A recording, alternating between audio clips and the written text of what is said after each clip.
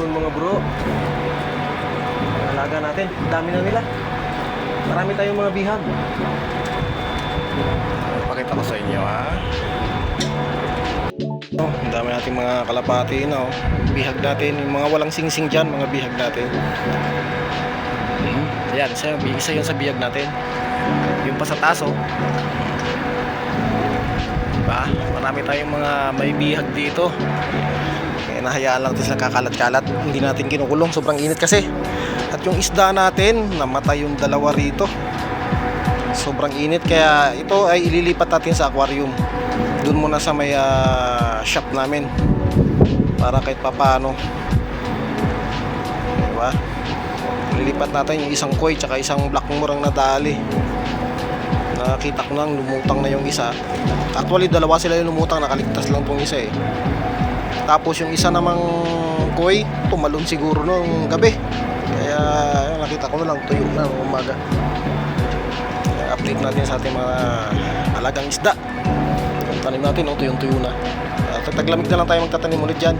Bali yung mga clay pebbles silipat na lang natin dyan. Kaya tinanggal ko na yung mga, at the same time nasira pati yung pump natin sa sobrang init talaga. Kaya stop muna tayo sa aquaponics tsaka sa hydroponics. Taglamig na lang tayo. Focus na lang tayo sa ating mga superworm at itong mga isda at kalapati. Nalibangan natin dito. Yan, may mga biyag na tayo. Yung isang biyag natin, amaris na rin sa isa dyan. Diyan na nagbahay yung dalawang dart na yun. Dart, black checkered, tsaka isang itim. Anak ng ating dyan dati. Ayun yung kanyang ina. Yung katabi, hindi ko alam kung palagi ko bihag yan, pati yung sa taas. Yung sa taas siguro hindi, checkered pala yun, anak pala nung dito yon. Isang natira, anak niyan, yan, anak niyan.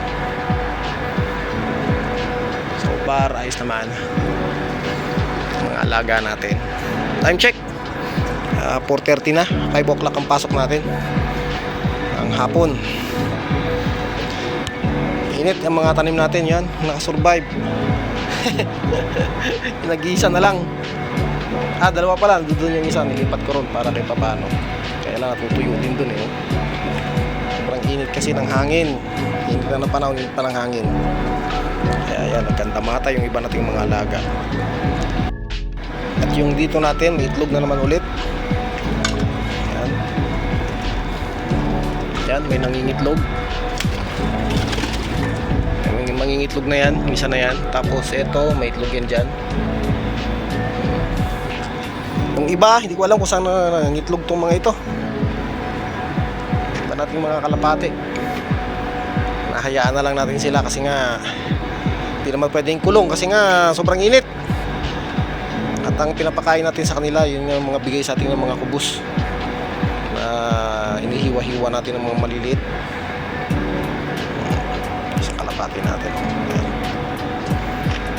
Yan ang update sa ating mga pinagkakalibangan. Nadali pa ako sa kamay ko.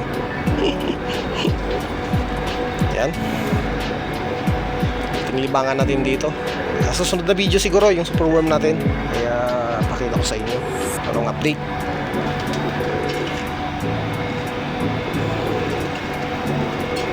Ka dyan, madadali ka dyan, may bantay dyan. Yan, apat na yun, mga bagong inakay natin yan. May mga singsing, yan. Mga singsing yan, mga alaga natin yan. Itong the rest, hindi ko alam. Pero yung isa na yun sa ibabaw, sure ako, inakay natin yun. Anak nung, ito yun.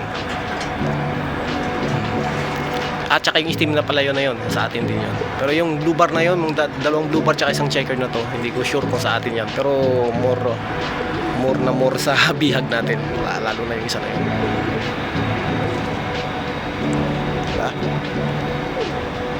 Ayun mga bro, hanggang dito na lang muna ang ating video for today. Ingat-ingat na lang lahat. At God bless us all. Bye! Nalipat na sila.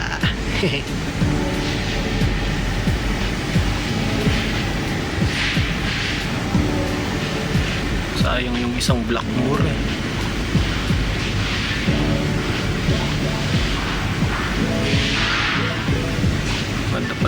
sa aquarium.